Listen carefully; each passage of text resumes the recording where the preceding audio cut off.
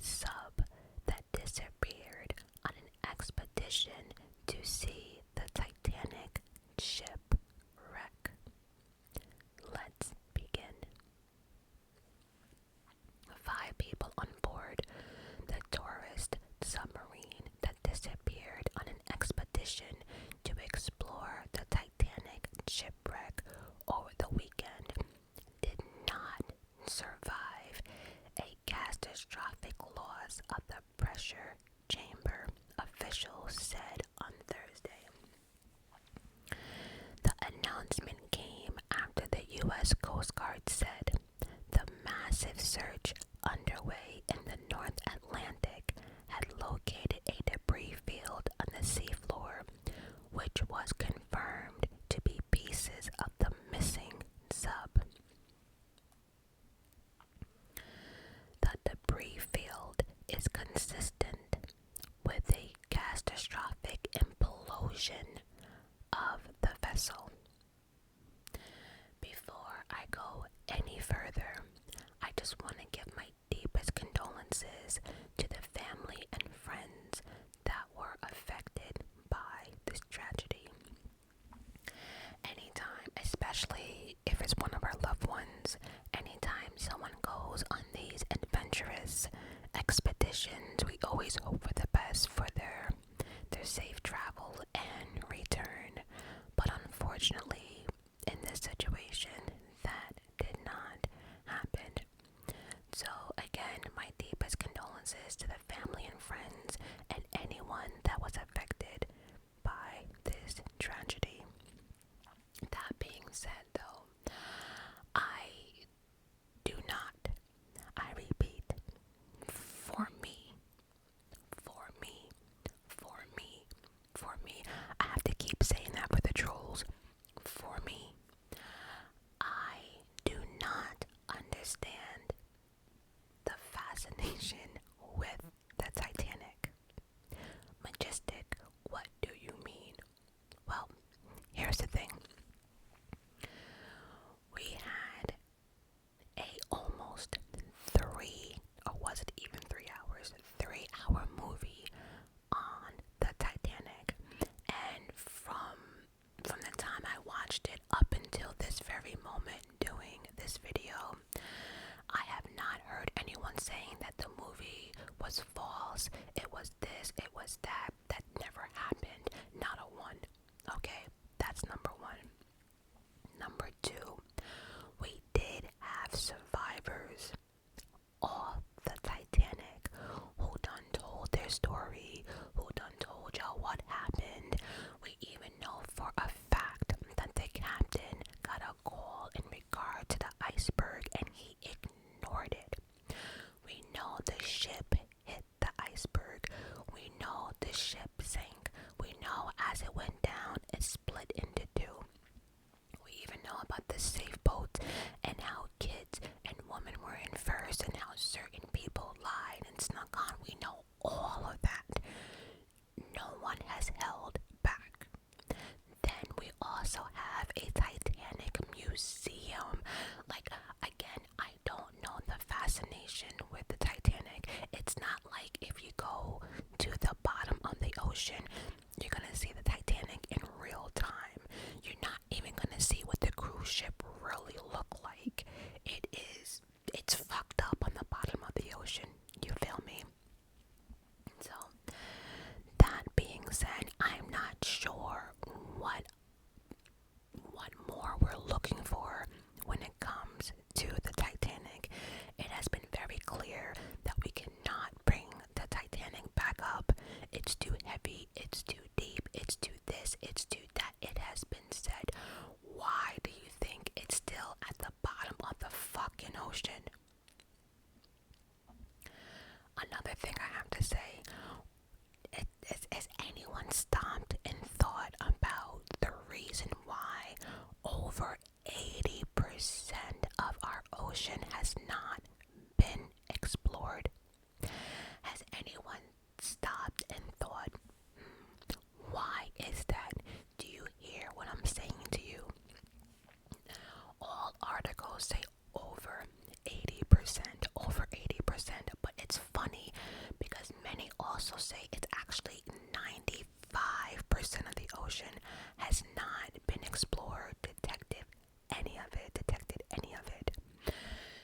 So, if that's the case, what makes you think I want to get on a little fucking sub and go to the bottom of the ocean? Like, I don't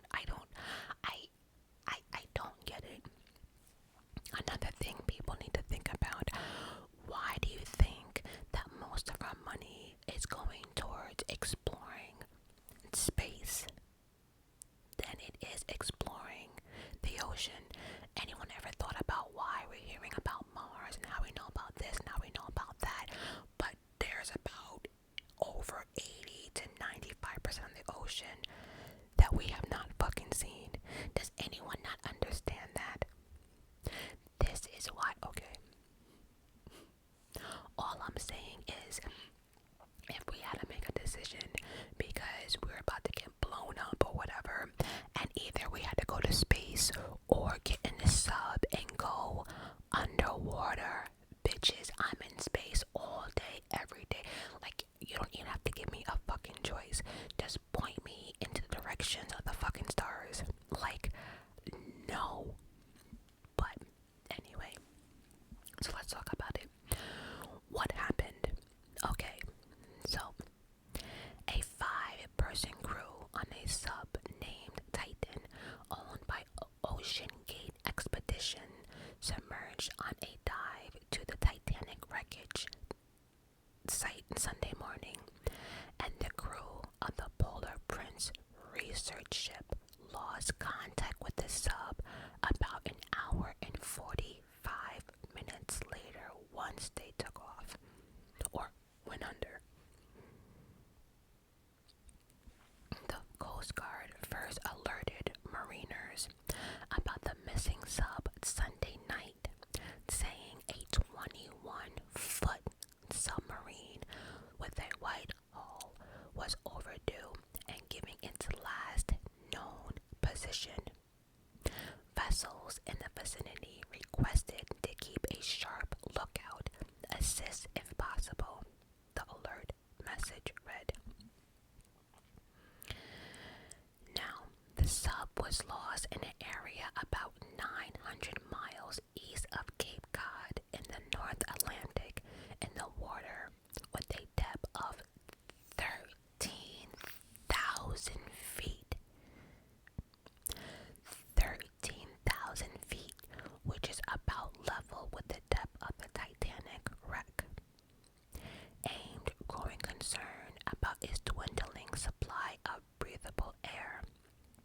By the way, it goes to say that rescue was rushed because of the breathable air.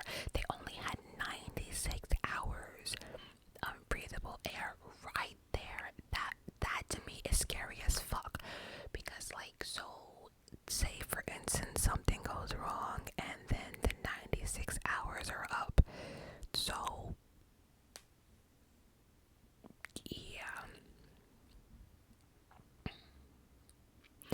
So anyway, because of the dwindling supply of breathable air, they went internationally and asked everyone to come help and locate this sub.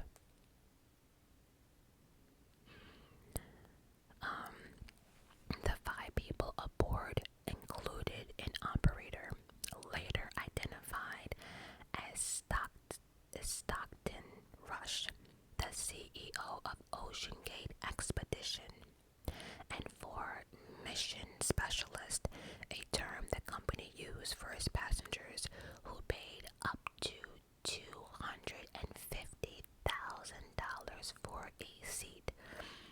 Now, we're just gonna briefly talk about Stockton Rush. This is a sensitive topic, and I don't wanna, say anything wrong, but I do wanna say that from 2018, this man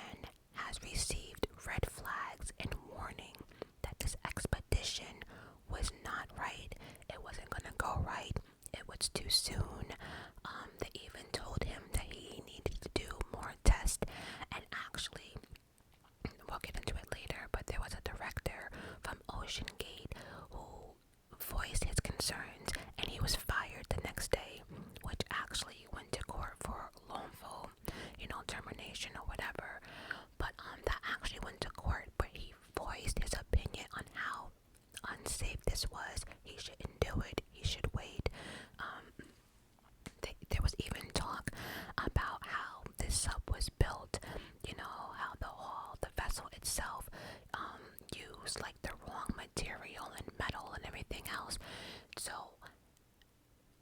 the fact that more than one person is telling this company that this expedition was not right, or wasn't going to work out right, or wait, and the fact that we didn't even the fact that we had to use humans to see if it worked bothered me. Like, why couldn't we use dummies or mannequins or robots, or with technology in 2023? I just feel as if we did not need to use humans to see if this shit worked, you know?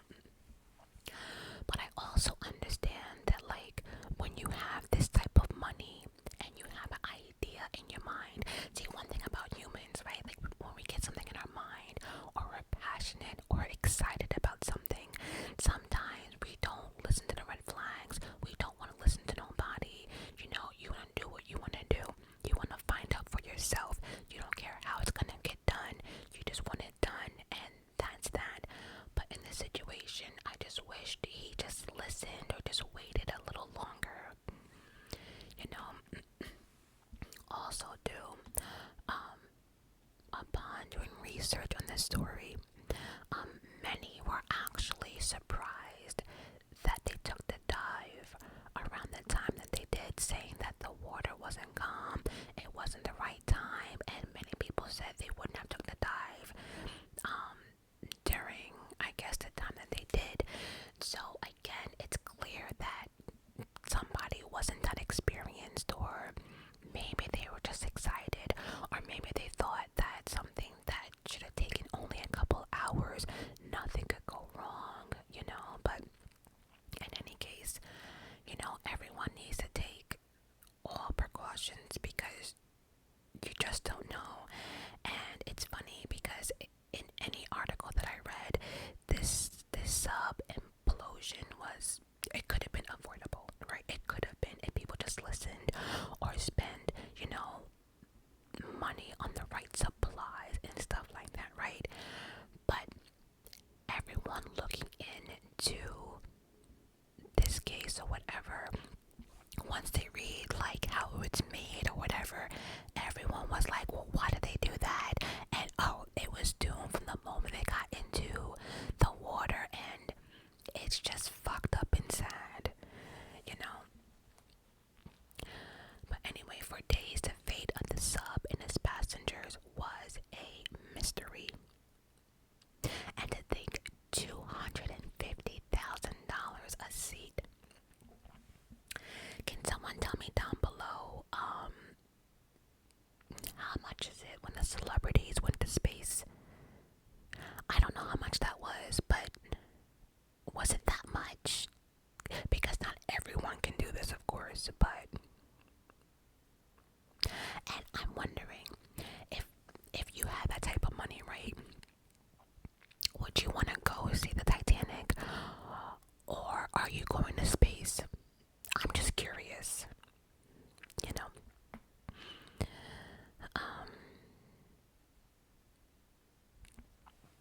Okay, but after the debris was found, a U.S. naval official said the Navy had detected an acoustic anomaly consistent with an implosion shortly after the sub lost contact.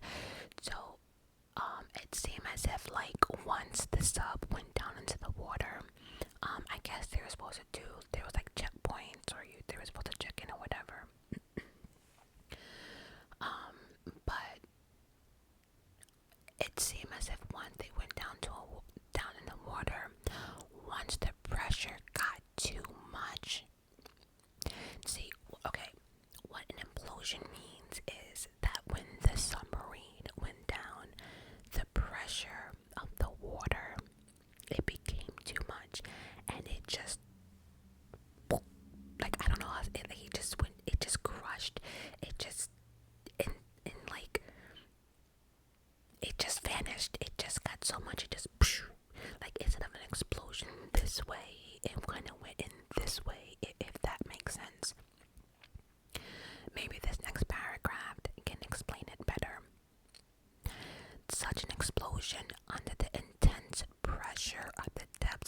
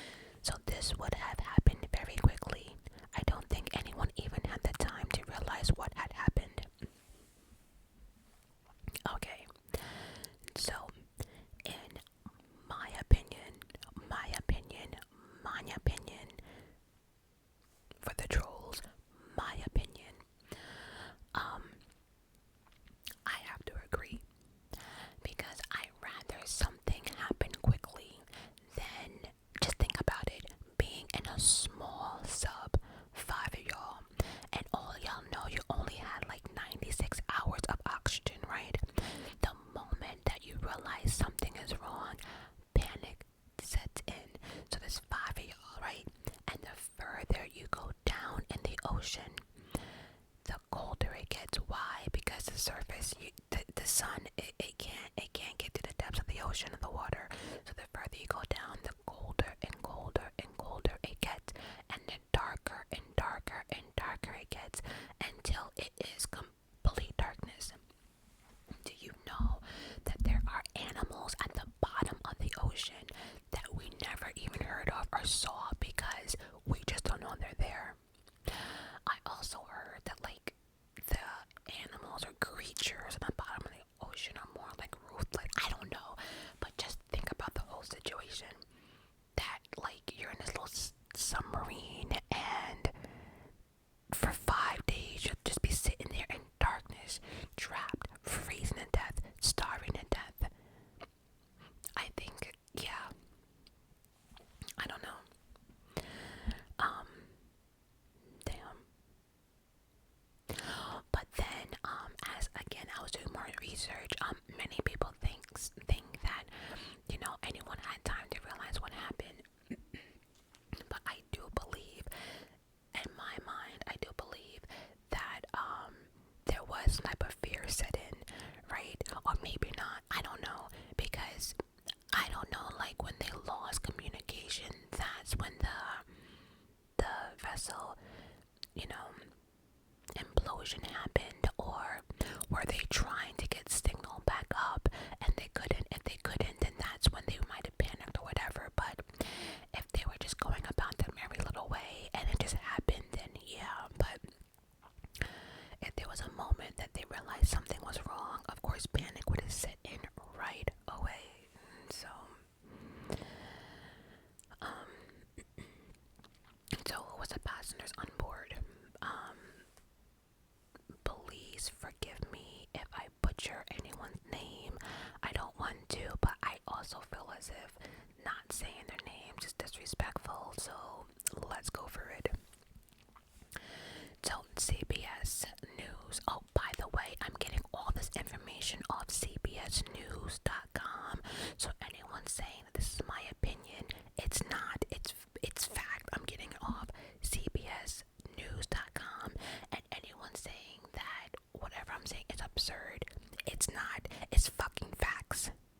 So, CBS News confirmed that the 5 people aboard the sub were Hamish Harding, a 59-year-old British billionaire. Then we had business owner and explorer, British Pakistani businessman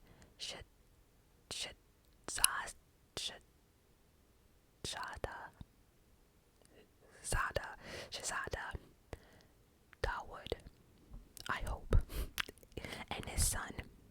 Actually, by the way, his son was 19 years old, and from what I read, the son didn't want to go.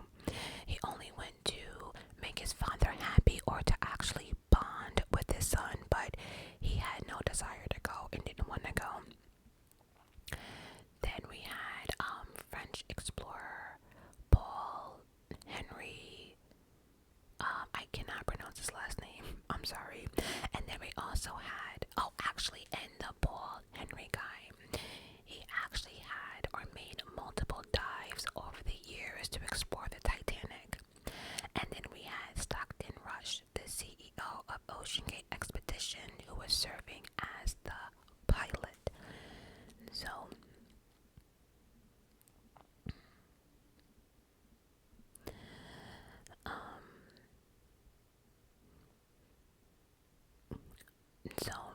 I'm just looking here. So we're gonna switch over to the actual timeline of how all this went down, right? So let's go. So as we know, on June 22nd, there was an announcement that the 5 people aboard visiting the wreck of the Titanic died after a catastrophic loss of the pressure chamber. A debris field matching the sub was discovered by a robotic deep-sea vessel. Here is a timeline of events since the start of the trip, organized by OceanGate Expedition. Okay, so Friday,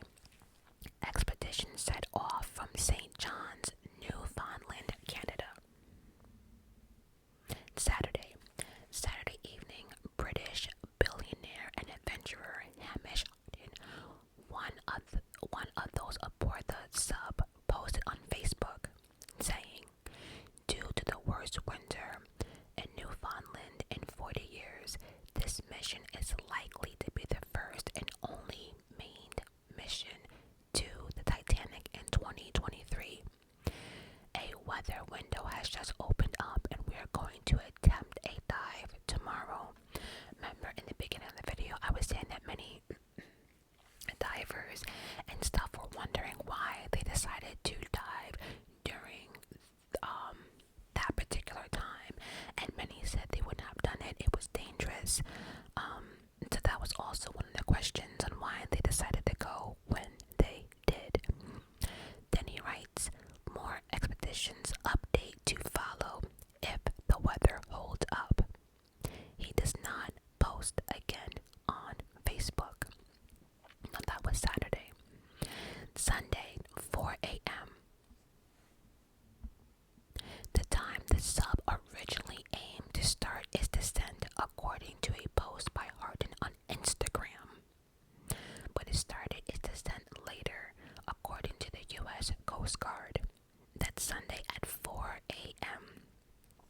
Now at 8 a.m., the Titan sub starts what would be a 2-hour descent to the Titanic wreck, which lies at a depth at 12,500 feet in the North Atlantic, U.S. Coast Guard said. That was at 8 a.m. By 9:45, communication between the sub and the surface vessel are lost 1 hour and 45 minutes after starting its descent. Now, I also want to mention too, and I don't know if it's in this article or one that I read, that it was very important that the communication was not lost, because from my understanding, there was no GPS in the sub. No GPS. So all the steering was coming from the communications from above. So at one point, before they realized that it imploded, many thought that because they didn't have GPS, they got lost, or maybe the sub got entangled somewhere inside the Titanic shipwreck, but again, I just wanted to mention that there was no GPS, okay? So an hour and 45 minutes, they lost contact. At 3 p.m., the sub is scheduled to return to the surface, but it fails to appear. So at 9:45, after losing, communication, they still waited a couple of hours thinking, okay, well, we lost communication, but they should be back up by 3 o'clock. But that did not happen. Now, at 5:40, Coast Guard received report about an overdue sub from Canadian research vessel Polar Prince, which 5 people aboard diving to view the Titanic. So at 5:40, the Coast Guard is now getting information about the 5 people aboard the sub. So now everyone is like, okay, what's up? They should have been back by 3 o'clock. It's 5:40. We need help. So now everyone's on the way. Monday. So that was Sunday. So now we go to Monday. On Monday, U.S. and Canadian ships and planes are swarming the area. Some dropping sonar that can monitor a depth of 13,000 feet. So they're dropping whatever they can to, I guess, cameras or see or whatever they can do to get some type of eyes down in the ocean. And they also say it's a remote area, it's huge, and so as of now, they're doing everything they can to locate this vessel. Now, Tuesday morning, the family of the Pakistani businessman, the Dawood family, confirmed he was aboard with the family confirmed that the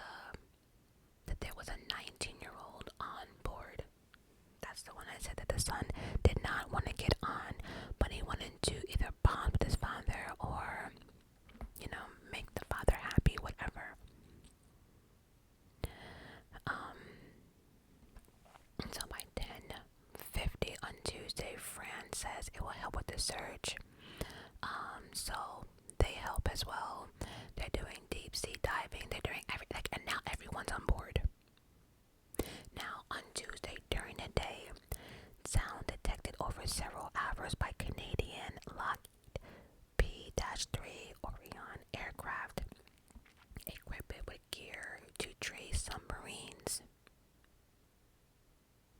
The U.S. Coast Guard, which announces this Wednesday, does not give a precise time. So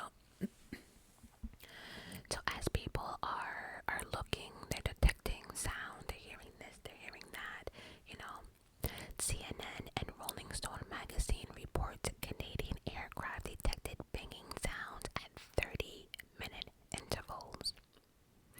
Rolling Stone says sonar picks up more banging 4 hours later. CNN also reported later sounds but does not describe them as banging. And then as of now, friends and family are saying as it stands now, it would be a miracle if they are recovered alive. So I think at this point, people realize that something terribly has gone wrong and there's no hope for survival. This is on Tuesday. Now on Wednesday, during the day, the U.S. Coast Guard, U.S. Navy, Canadian Coast Guard, and Ocean Gate Expeditions established a unmanned command to handle the search. Then at 2 a.m., the U.S. Coast Guard announced Canadian aircraft detected the underwater noise.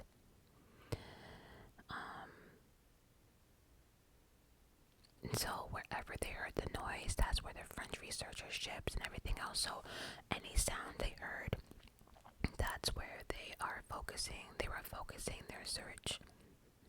You know, hoping that the noise were, you know, the 5 passengers in the vessel or sub, whatever you want to call it, banging for help or banging, but to no avail.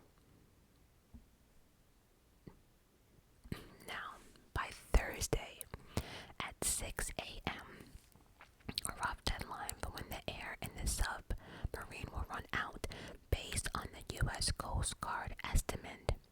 The vessel has 96 hours of air supply from the time it is sealed, according to what they say. This depends on the vessel being intact and other factors such as weather and power and the icy depth. So, yeah, it had 96 hours of air, but depending on whether if it was still intact, you know, there's so many other things that, you know. Then at 2 p.m., a debris field was found near the wreckage of the Titanic in the North Atlantic containing the pieces of the Titan sub. Then at 3 o'clock, the debris was consistent with loss on the pressure chamber and an implosion. There were no survivors. So, I also found another thing that was interesting.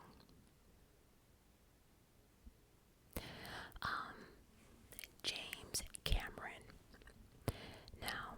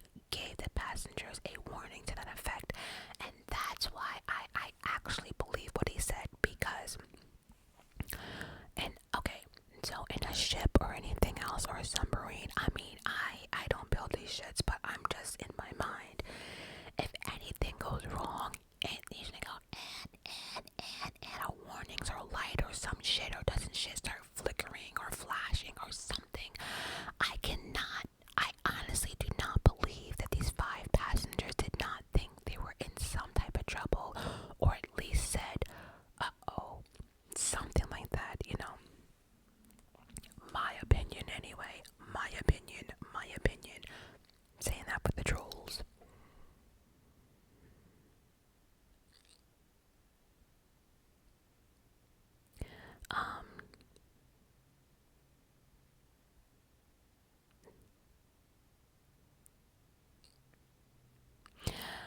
okay, I don't know what this next part. Okay, it says we understand from inside the community that they had dropped their ascent weights and they were coming up trying to manage an emergency.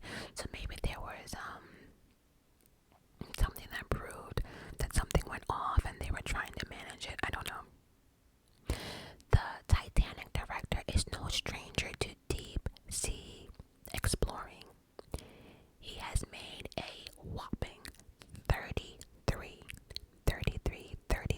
dives to the shipwreck himself, not including the staff he had do it for him, but he went 33 times himself, even calculating that he spent more time on the Titanic than its own captain did a century ago.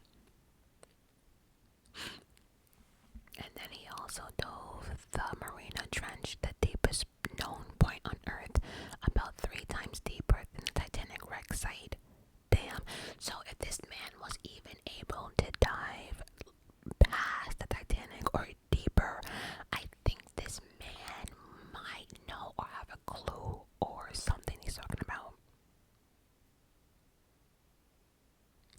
I think it's the explorer's job to go and be at the remote edge of human experiences and then come back and tell the story.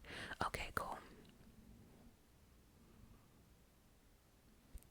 Okay, here we go. Cameron and many others in the deep submerged community had long been concerned about the vessel's safety and Ocean Gate's experimental approach, he said on Thursday.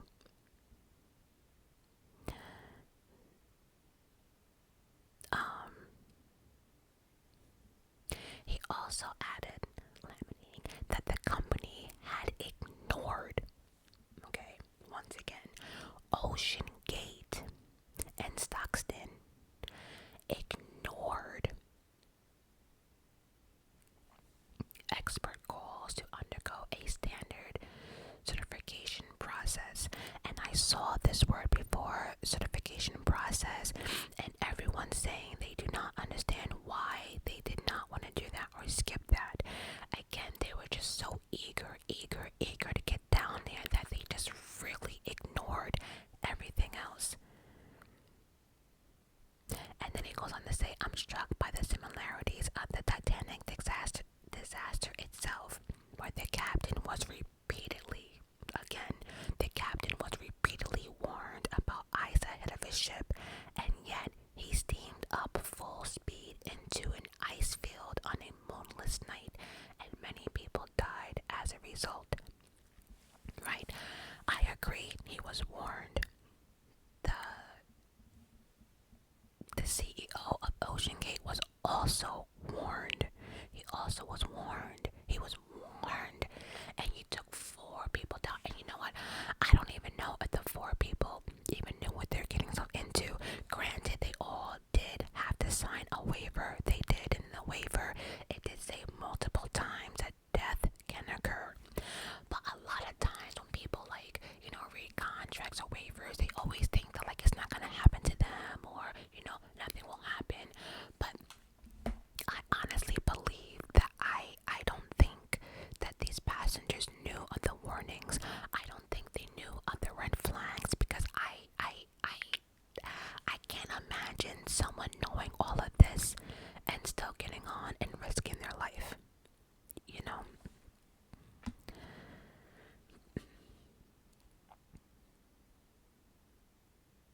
And then he goes on to say, and for a very similar tragedy where warnings went unheeded to take place at the same exact site with all the diving that's going on in the world, I think it's just astonishing. It's really quite surreal. I didn't want to say it because then it's just my opinion, or I'm insensitive, or I don't know what I'm talking about, or whatever. But I agree with everything Cameron had said. You are a CEO. You put other people on to this project. You have people spend that type of money for a seat. And I just feel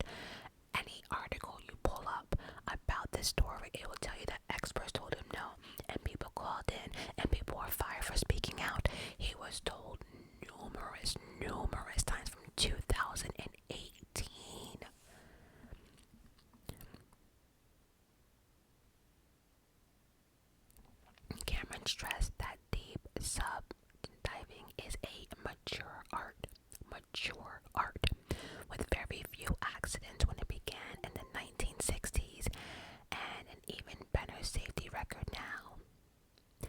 Thanks in large part to the certification protocols, but if you miss the certification protocols, so like he said, there's been very few accidents because there's something called certification protocols, but when you don't follow them, and like I said, almost all vehicles have to follow, except for this one. It's clear that OceanGate shouldn't have been doing what it was doing.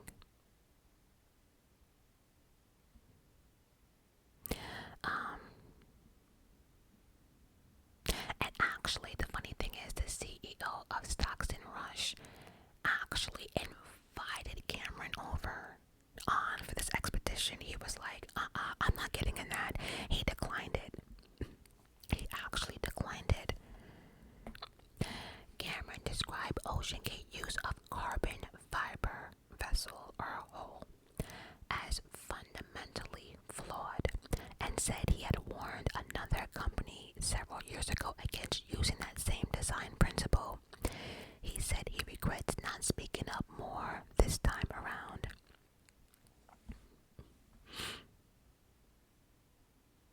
Now, there's one wreck lying next to the other, he said, for the same damn reason. People didn't listen.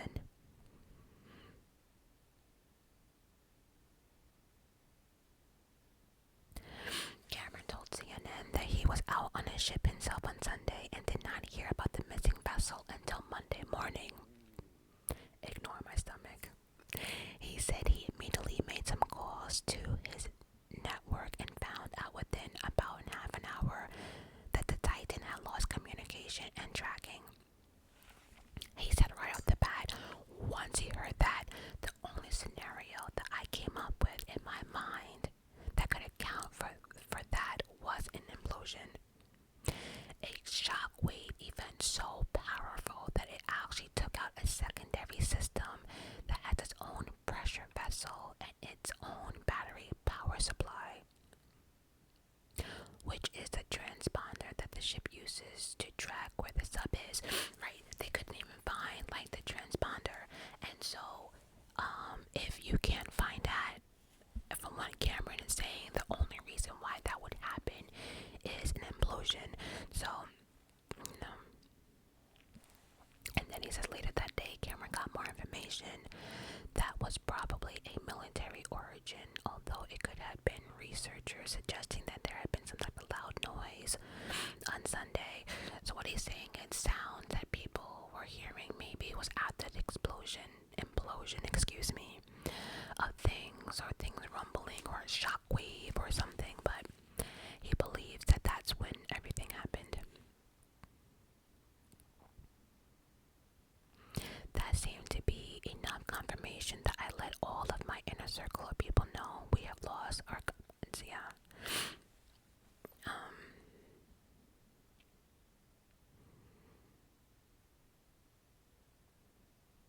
And actually, he said he knew one of those. Excuse me for 1 second.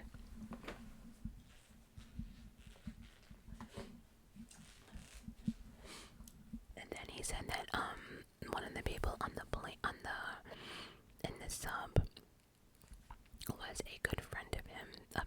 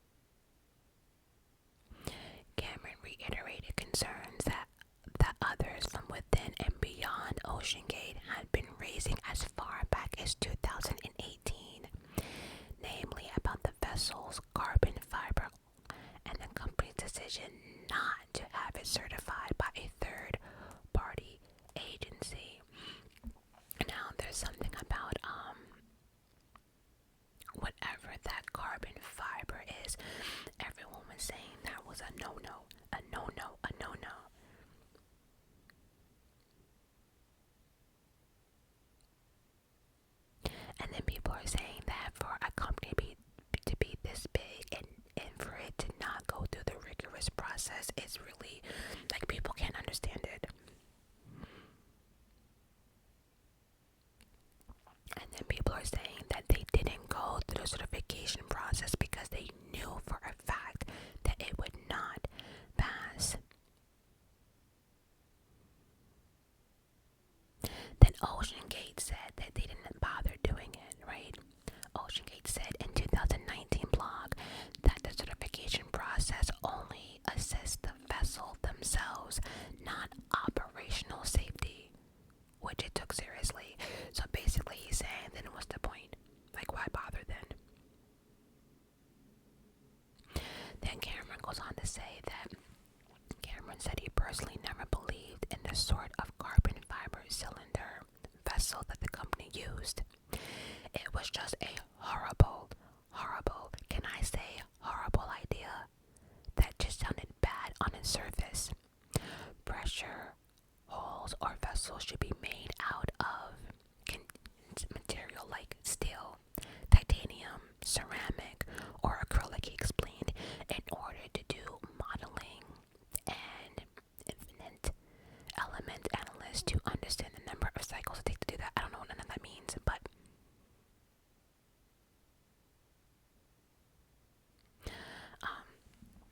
so I guess basically what they're saying is stuff like steel, titanium, ceramic, and acrylic can hold better, I guess, under pressure or like for water purposes, right? When you have carbon fiber made of two different materials blended all together, that is a disaster waiting to happen.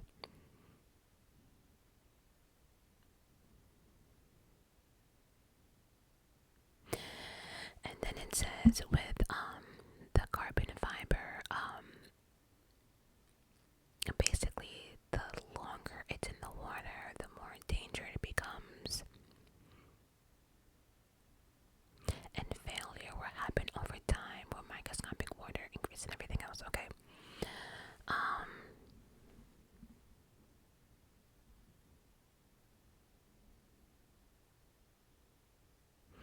Then it says, and we all know if the sub passed its pressure test, it wasn't going to fail on its first dive, but it's going to fail over time, which is insidious. So basically he's saying if it did work, it would only work for one dive, but you wouldn't get use of it for another dive, which is why you don't get those issues with steel or titanium or anything like that. And they're saying something like using carbon fiber implosion is the first and foremost on all engineers' mind when dealing with carbon fiber.